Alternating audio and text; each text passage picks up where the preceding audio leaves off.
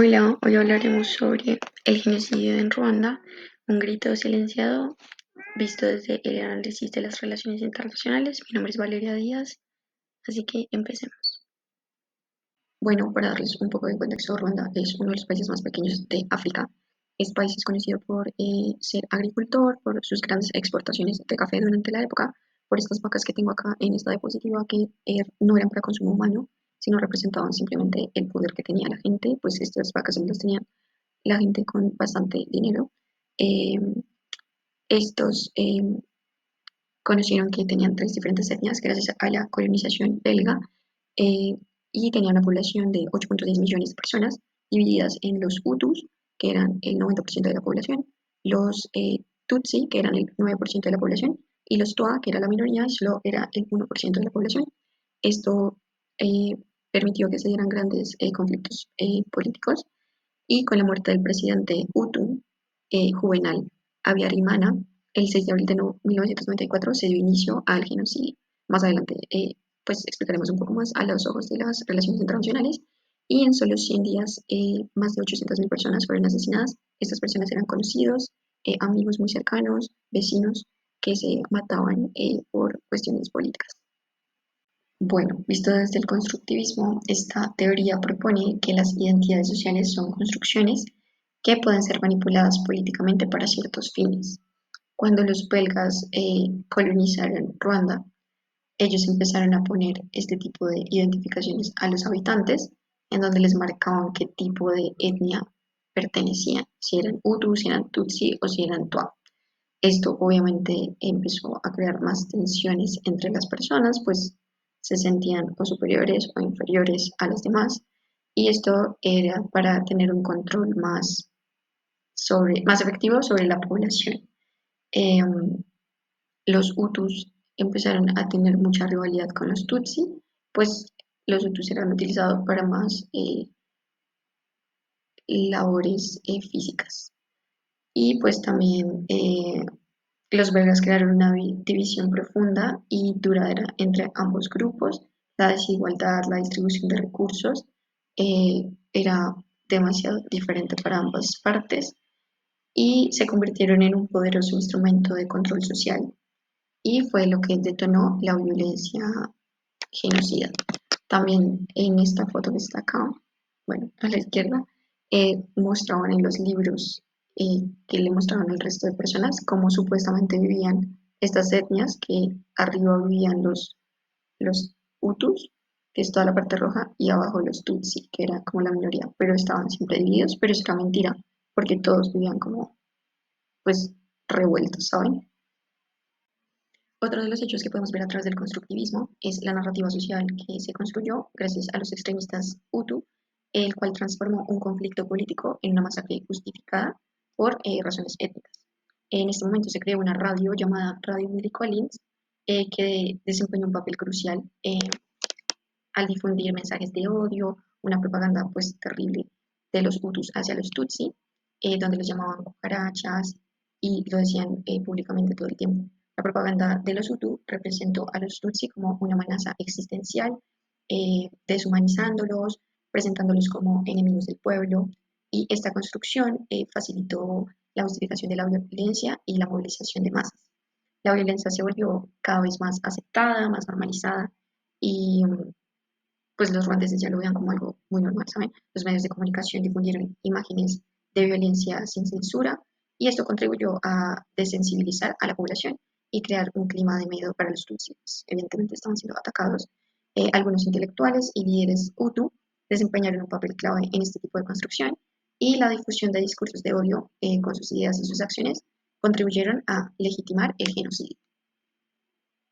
Bueno, ahora vamos a hablar del papel que jugó Estados Unidos y Francia para Ruanda, teniendo en cuenta que el realismo sostiene que los estados solo actúan cuando sus intereses estratégicos están en juego, no importa la magnitud de la crisis humanitaria a la que se está enfrentando.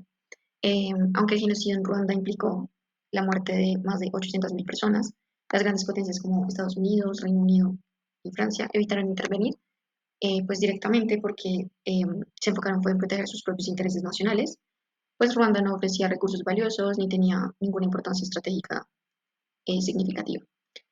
Eh, En el caso de Estados Unidos, ellos tuvieron una operación llamada Restore Hope en Somalia entre 1992 y 1993, que fue un desastre. Perdieron soldados y esto hizo que ellos sufrieran un impacto político interno.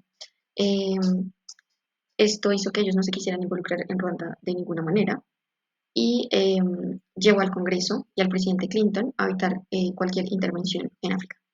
El embajador de Estados Unidos también, junto con la ONU, Madeleine Albright, tuvo una o sea, estuvo de acuerdo en la reducción de la UNAMIR, que más adelante vamos a hablar específicamente de esa, reflejando que pues sus intereses eran ceros con Ruanda y pues que no iba a mandar sus tropas para defender algo que no les iba a aportar en ningún momento.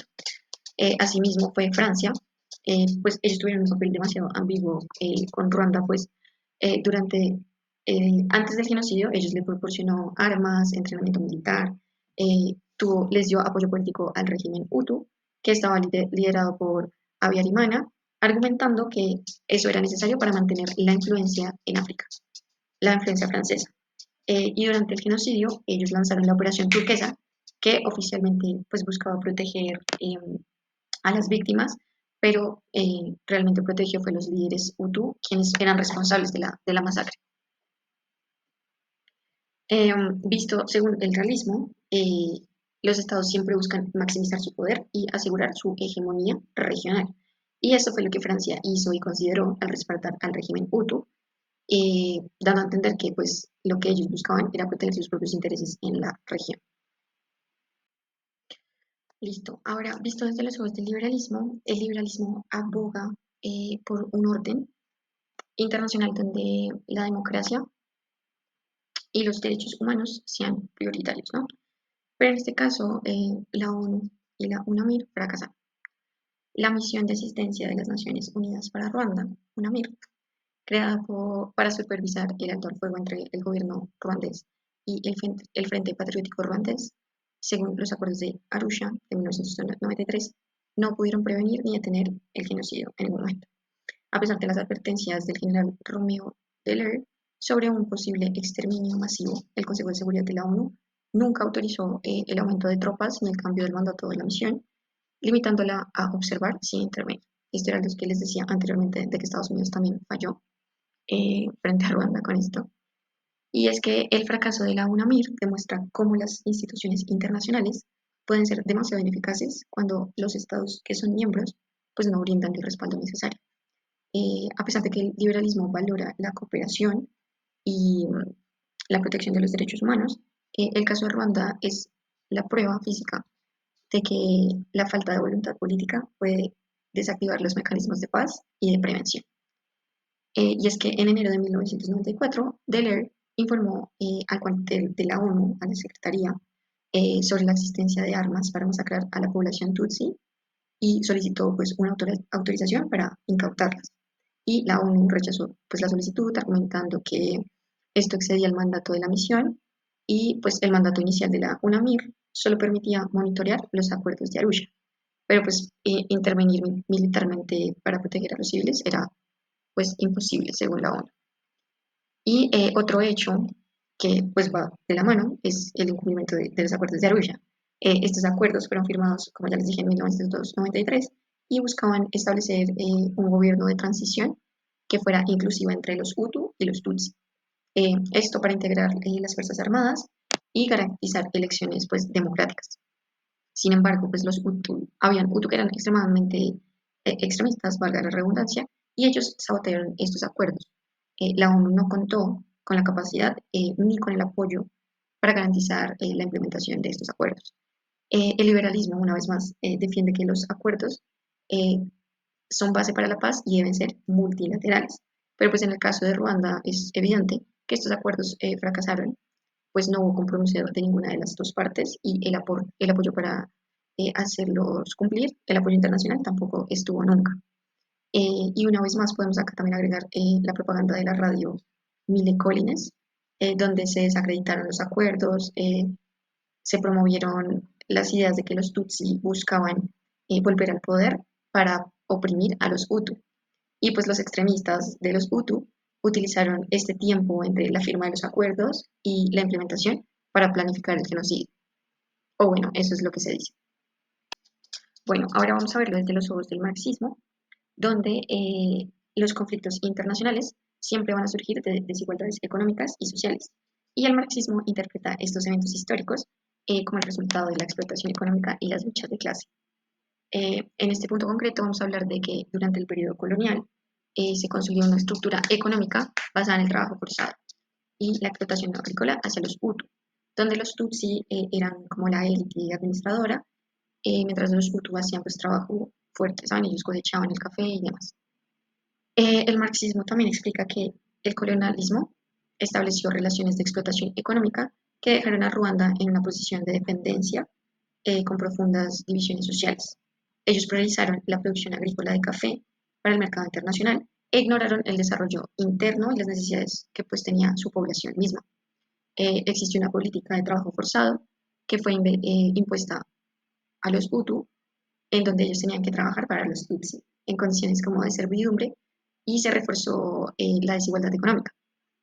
Tras su independencia, la de Ruanda, en 1962, estas desigualdades nunca se resolvieron y esto siguió alimentando esas tensiones étnicas.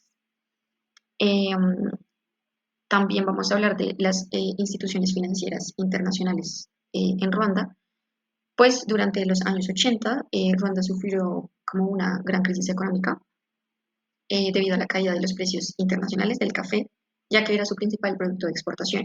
Y esta crisis agravó las políticas de ajuste estructural que les impusieron las instituciones financieras como el FMI y el Banco Mundial. Y se exigieron pues recortes en gasto público, privatización de recursos, y esto debilitó más a la población rural, pues vivía en condiciones bastante precarias.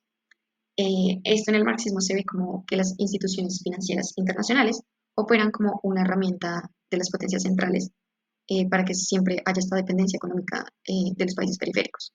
Y Ruanda, estas políticas no solo pues profundizan la desigualdad que ya era bastante y la pobreza, sino que también pues crearon un terreno fértil para que los extremistas de los Hutu usaran la miseria económica como una justificación más para violentar a los Tutsi y que el genocidio no se viera pues tan grave. Eh, Hubo muchos programas de ajuste estructural, se redujeron mucho los subsidios agrícolas, los servicios públicos, y esto aumentó el desempleo, la inseguridad, eh, la alimentación en las comunidades rurales, eh, y pues la narrativa de estos extremistas era eso, culpar a los Tutsi de los problemas económicos, y bueno, desde 1970 el cultivo de café era la fuente de ingresos más importante de Ruanda y representaba casi que más del 70% de los ingresos de exportaciones del país. Y durante la presidencia de Abiyarimana se obligó a los agricultores a cultivar café y era ilegal arrancar los cafetos.